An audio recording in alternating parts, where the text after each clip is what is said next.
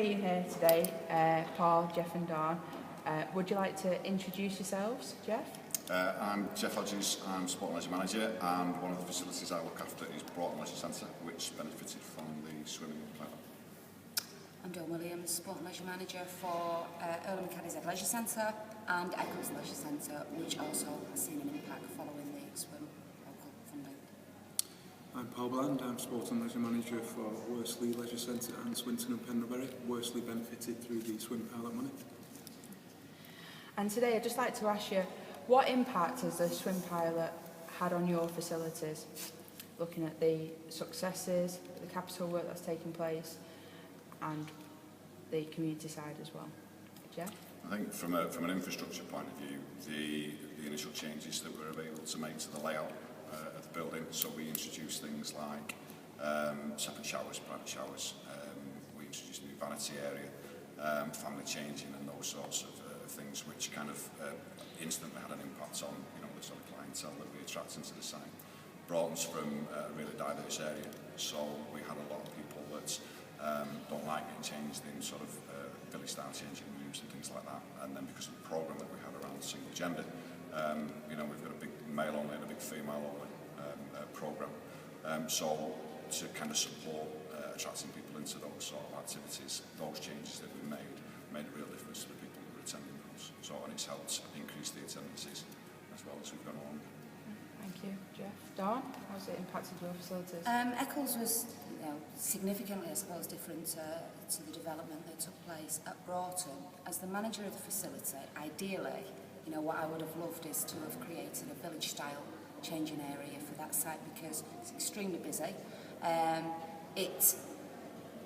It provides for quite a diverse community. On a smaller scale, I would suggest to Broughton, but you could see the benefits of village style, but the funding wasn't available for that. So the challenge we had was to make the changing areas more user-friendly and family-friendly, really, and try and create, it's a bit like a jigsaw puzzle, more space for the number of users that come in. And I think we did really well. We've had a lot of positive feedback from that. So we've got more cubicles, we've got a larger changing area, better vanity area, and also our programme based on the demands of the local community, really, in terms of, Jeff mentioned about, people wanting personal and private or single-sex showers and changing areas. We've reflected that, as I'm sure you two have as well, in our programme with the male and female-only swimming sessions, which has been good. Paul?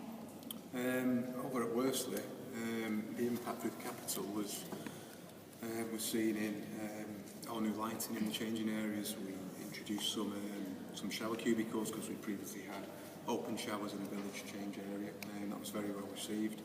It allowed for our sauna users and our gym users to have private showers, which was really, really good.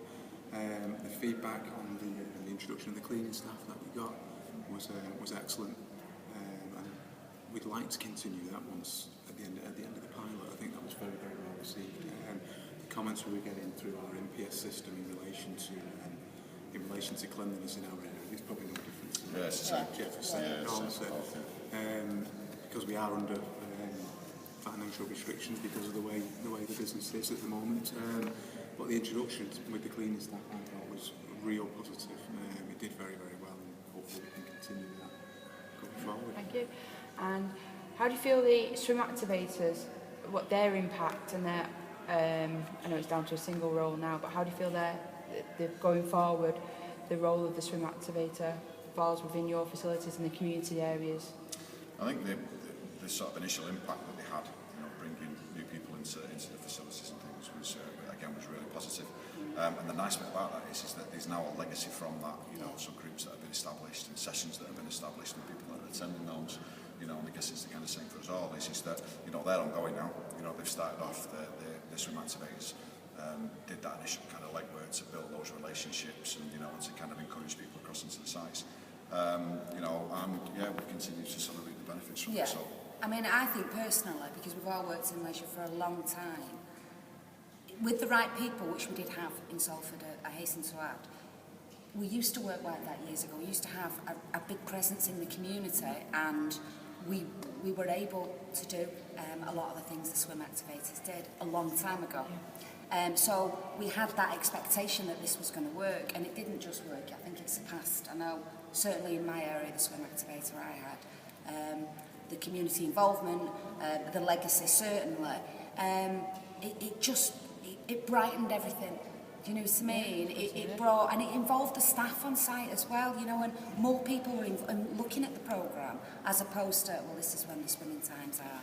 It was invigorating, I thought, and personally, for me, if there was an opportunity to have more of that, I think it can only look to benefit the programme even more. You could look in the past with, you know, we're trying marketing sort of schemes and things to encourage new use and new people and things like that, but to actually have an individual go out and sit down with these groups and to kind of make the contacts and go and explain the kind of changes that have happened and things, and what's available to them. Again, that's been the kind of real success in it's not just been, you know, a marketing campaign that's had the biggest impact on the programme for me.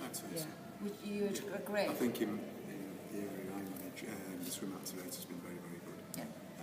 Some of the groups we've seen are people who probably would never step over the threshold in the leisure centre. And some of them have come in, although they may not at the moment be partaking in a leisure activity, they've come in, they've had a coffee, they've got that social side, which we're working on, and hopefully that'll lead into them making use of the facilities that are there. So it's not just about using the facilities, it's about making that social and community environment. Absolutely, yeah. And I think the knock-on effects, not just on swimming, you know, on a number of things. Utilising the facilities. Absolutely, because we are community facilities and we should reflect that. And I'm not saying that we don't, we do, but that just enhanced, didn't it? Definitely. Thank you. Going forward and looking back at the programme so far, what do you think is a learning curve? What do you think we could have done better, or just we learning from? More money. Well, I mean, that's, you know, we might just, but I think the thing is that I think we've sort of bit off more than we could chew in the scheme of things. You know, we tried to kind of deliver as much change as we could across a wider area as possible, and maybe the budget wasn't as big enough, you know, to deliver that.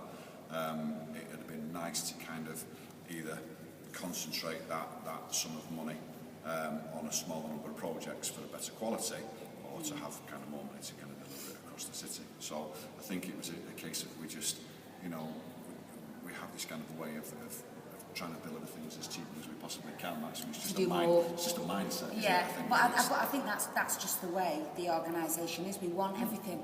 Yeah. We want everything, and you'll go all out, and then you realise actually we probably can't do that.